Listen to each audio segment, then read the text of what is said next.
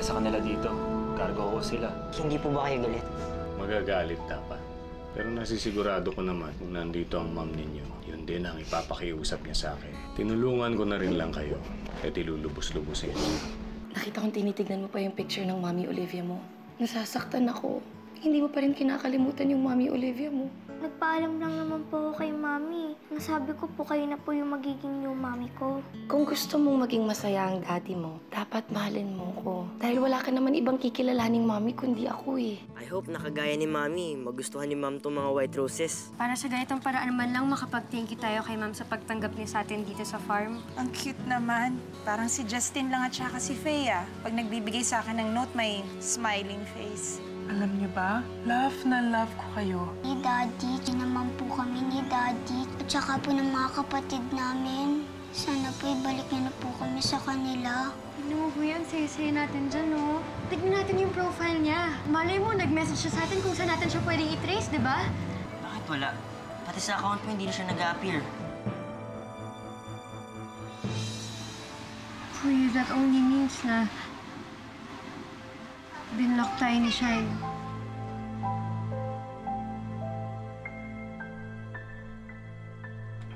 Masakit yun, ma'am. Masakit ang nangyari sa iyo, ma'am. At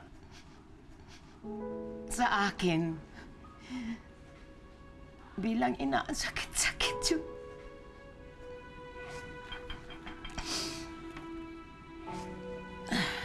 Pero, alam niyo, ma'am, kung nabubuhay lang yung anak ko, parang, palagi ko, magkaedad kayo, ma'am. Nako, Lola. Isipin na lang ho natin, kahit nasaan ang mga anak natin, masaya ho sila kung saan man sila naroroon. Alam niyo, kahit ako tumanda at mawala ng paningin katulad ninyo, buong-buo ang alaala ko sa mga anak ko dito sa puso ko at sa isipan ko.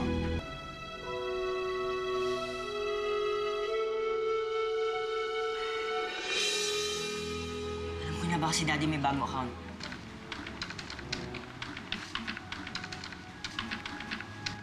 May bagong account si Daddy, oh.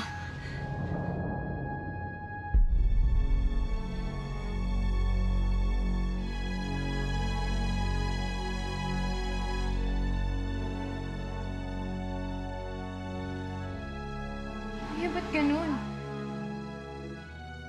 Nakalimutan na nga tayo ni Daddy, pero pati ba naman si Shine?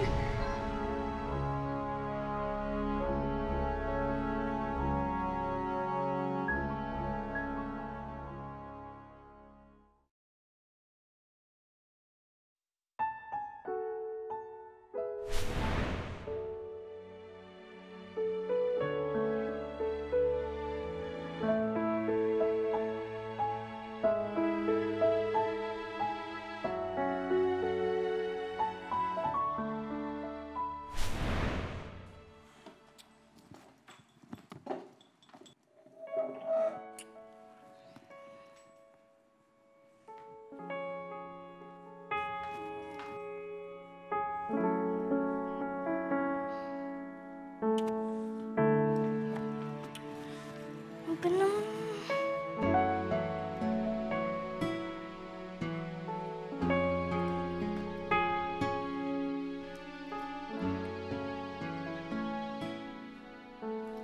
Nakakainis naman kasi si na Ate Fe at Kuya Justin eh.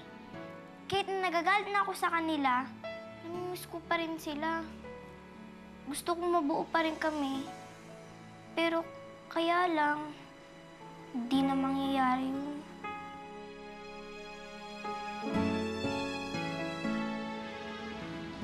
Ibig sabihin, pinagpalitan talaga tayo ni Shine kay Ate Vicky, Kuya. Tignan mo, para na silang pamilya dyan sa pictures, oh. Di mo lang naisip ni Shine lahat ng paghihirap at dinanas natin kay Ate Vicky? Hindi man lang niya tayo pinahanap kay Daddy, Kuya. Kinalimutan na talaga niya tayo.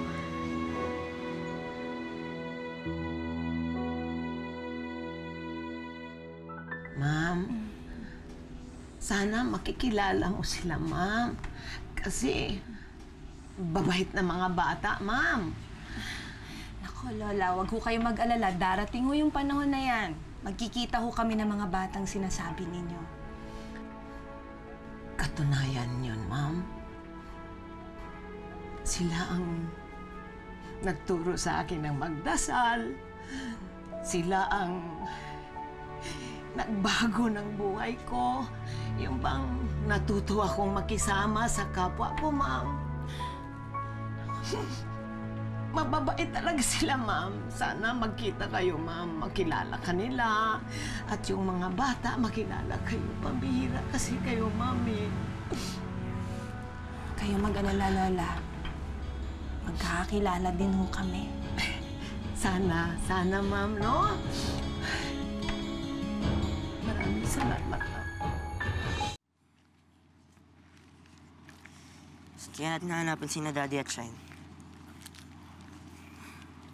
Kuya, bakit ba naman kasi ganun eh?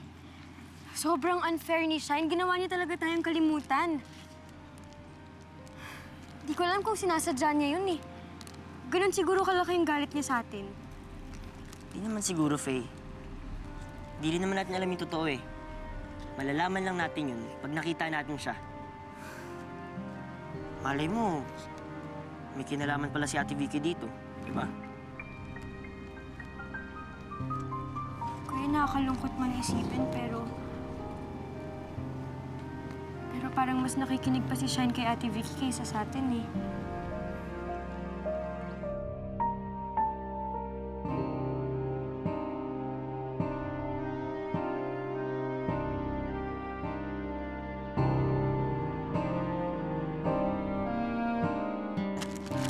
Ay, naharapin tayo.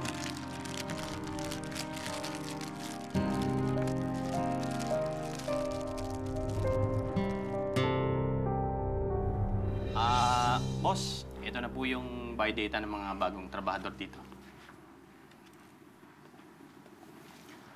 Sige, salamat. Bumalik ka na sa trabaho mo.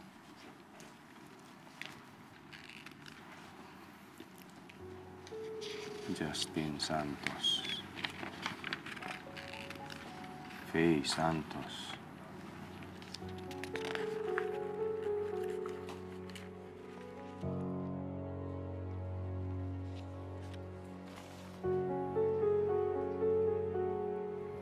Froilan. Olivia Santos. Cha, kumusta na ang pakiramdam mo?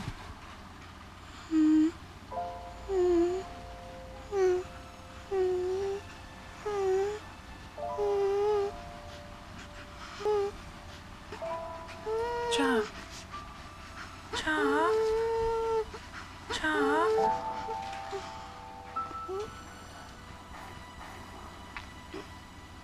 Mami?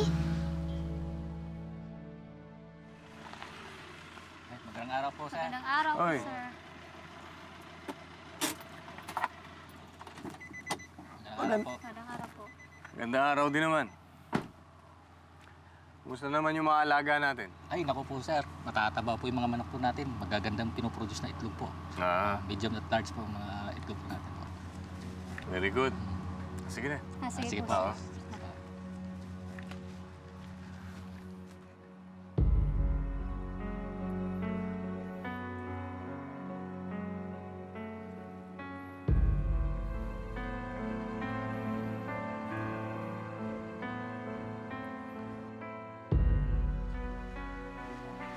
Cha, totoo pa yung narinig ko? Tinawag mo akong mami?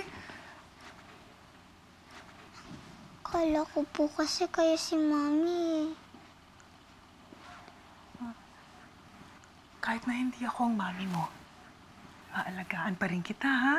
Kaya magpahinga ka na para gumaling ka agad, ha? Hindi ako aalis dito. Papantayan kita, ha? Aalagaan kita. Andito lang ako, ha? Sally, Sally, mukhang napagod ka na sa kakabantay kay Cha. Halika, magpahinga ka naman kaya. May, ano ka ba? Hindi ako pagod, ha? Hindi naman ako makakatulog kung may lagnat to si Cha eh. Mickey, kang...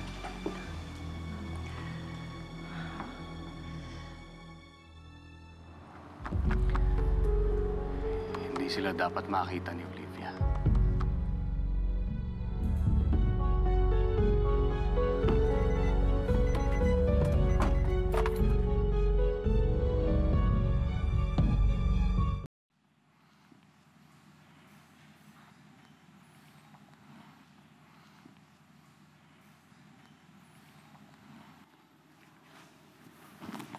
Bakit tamlay ka?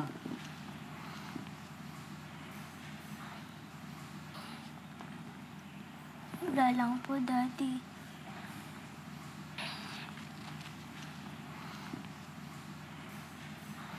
Di ba pinag-shopping ka ng Mami Vicky mo?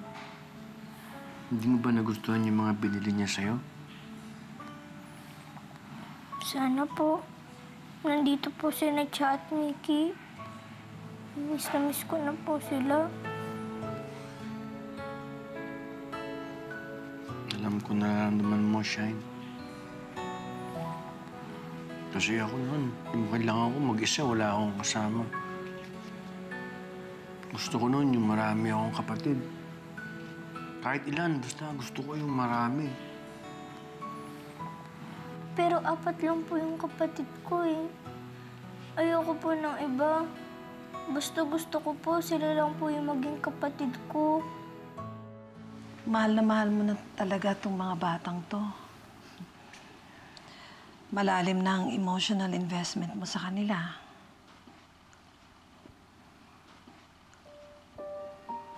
Ngayon lang ako naging masaya. Mga batang ito ang nagbigay ng halaga sa buhay ko. Ang sarap pala ng pakiramdam ng may inaalagaan. May inspirasyon. Ito na yata yung sinagot ng Diyos na dasal ko eh. At tama kami. Mahal na mahal ko sila. At hindi ko sila iiwan. Ayoko silang mawala sa akin.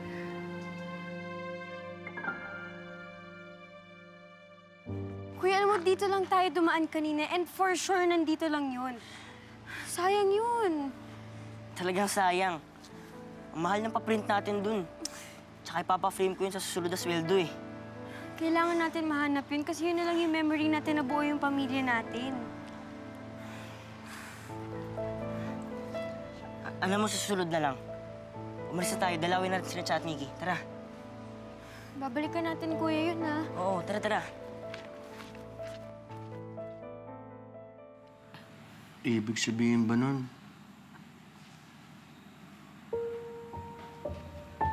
Ayaw mo na rin ng ibang daddy? Kasi paano naman ako nun? Hindi naman ako ang tunay mong daddy. Daddy, kahit pa na may sakit kayo, kayo lang po yung nag-iisa kong daddy.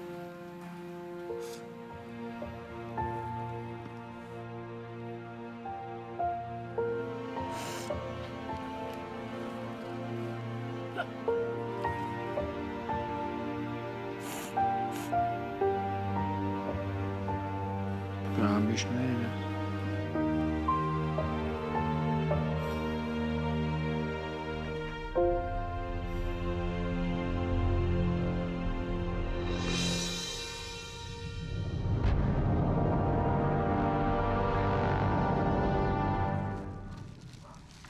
Kuya, tignan mo. Alam mo, sa tingin ko magugustuhan ni Cha to. Basta galing sa atin, magugustuhan ng mga yun.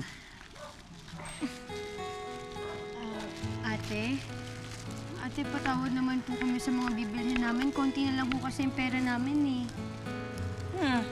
Kung hindi ka lang maganda, sige na nga. Balat natin. Sige po. Ito po, oh. Kaya po maglalagay. Ate. Ito ba? Ay, Oo, yan.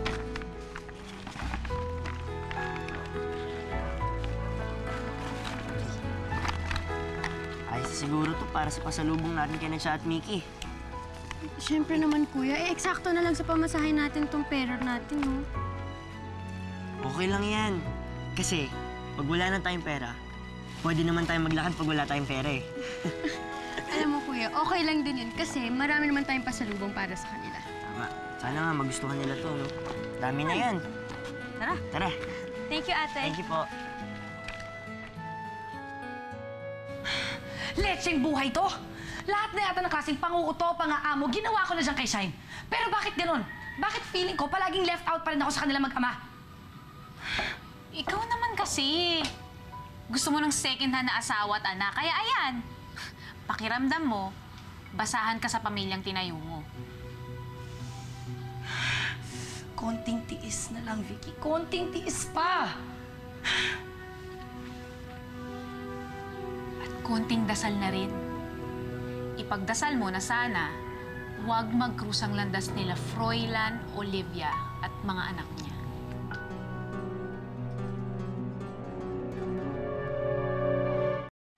Pagod ka na ba, Faye? Sorry, ang layo ah. Di bali, pag uwi natin, tsaka na lang tayo sasakay para makatipid tayo. Kuya naman, sa tingin mo ba ngayon pa ako magreklamo? Ito ah. Di ba nga nandito na tayo? Uy!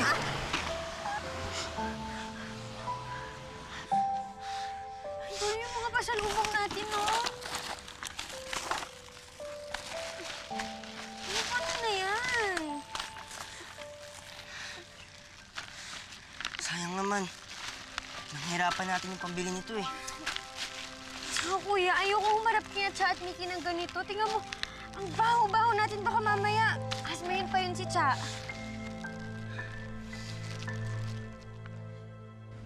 Sir, hindi pa ho bumabalik si Justin at Faye eh. Mukhang malayo ho yata yung pinuntahan. Ganun ba? Sige. Sabihan mo na lang ako kapag dumating na sila. Sige po.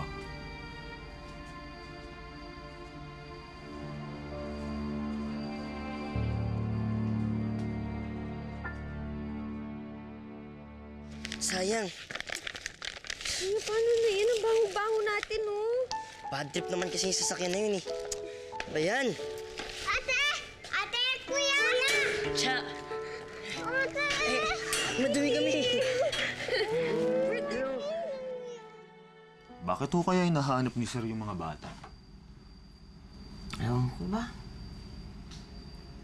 Si Ma'am Olivia nga, pumunta rito na gusto niyang makilala ang mga bata. Pero, ano naman ho kaya yung kailangan nila kay Justin pati kay Faye? Ewan ko ba? Mula noon, hanggang ngayon, maraming humahabol sa mga bata. Sana, maganda ang pakay nila sa mga bata.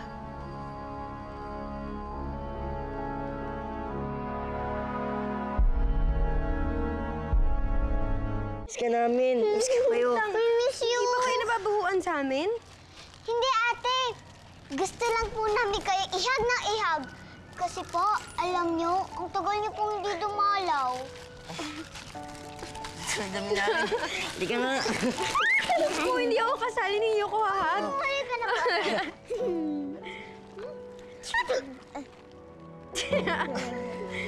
Naku. Kuya, ang baho mo. Ako, si Ate Faye yung mabaho. Mickey, who's mabaho? Kuya, di ba? Mas mabaho si Ate Faye. Smell mo ako, smell. Smell mo ako, smell. Ikaw na lang, Naku, naka-white. Batang yun, ilalagnat nila. Alawais ko kayo. Ito, may dala kami kaso na dumihan eh. Sorry, naka-plastic naman eh. Nadumihan lang onti ah. Open na lang natin. Tignan mo oh. Look. Actually, nandun yun sa'yo, Cha. Ito yung sa'yo, Kay Cha. Kuya. Kaso madumi. Okay lang? Here, Mickey, this is also yours, so. Yabalatsi. Dami oh. Cars. O, hindi ka ba nababahuan kay Kuya? Cha, okay ka lang. Hindi ka ba nababahuan kay Kuya? Gusto mo? Iyahag ko kayo. Tayo na. Iyahag ko kayo. Namiss ko kayo.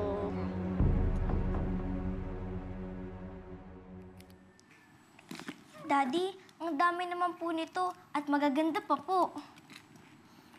Basta, Ayoko nakikita kang malungkot, ha?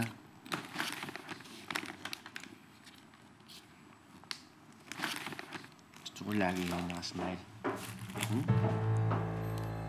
Oh, nagbabalat kayo ng mga regalo? Para kanino yan? Para kay Chato tsaka kay Mickey. Para pag nakita daw ni Shine sila ulit, may bigay na yung mga regalong to sa kanila. Natanggap mo ba yung email ko? Tungkol dun sa dalawang bata, si Justin saka si Faye. Inimbestigahan mo na.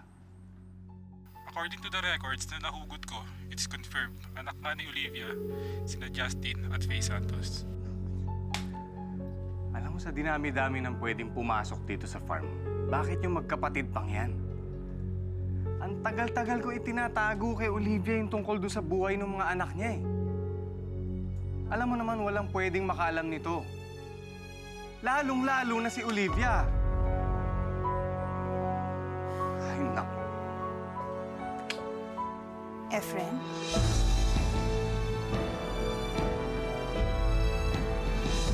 Malaking problema kapag nagkita si Olivia at saka yung mga anak niya. Hirap niyang pinasok mo, Efren. Pare, pag nagkataon, sigurado ako isusumpa ka ni Olivia. Papadalas yung dalaw namin dito ni Ate Faye kasi maganda na yung trabaho namin. Pwede niyo na po kami isama sa work niyo. Kasi po gusto ko sama-sama tayo eh. Ayoko na makita uli si Justin at si Faye sa farm na ito. Ano pong gusto niyong gawin? Gawin mo na ako ano gusto mo. Ikaw nang bahala. Aalis na tayo kaagad? May problema kasi sa iba kong negosyo. Sayang naman, hindi ko man lang nakilala yung mga bata. Ang tagal ko kayong inalagaan. Walang karapatan ng mga kapatid ninyo na agawin kayo sa akin. Ganito yung lasa na muffins na binibake ni Mami, di ba? Huwag niyo sabihin iniisip niyo si Ma'am Olivia yung nanay niyo. Olivia din po yung pangalan ng Mami namin. Kaya isa si Ma'am tsaka si Mami. Abay, bilisan niyo. Baka hindi niyo abutan. Paalis sila ngayon. Alam mo na kung anong gagawin mo, Berto? Ano na naman to? Efren, ano nangyayari doon? Hindi mo na lang sabi! Okay lang ba kayo, mga bata? Ha? Ayos lang ba kayo?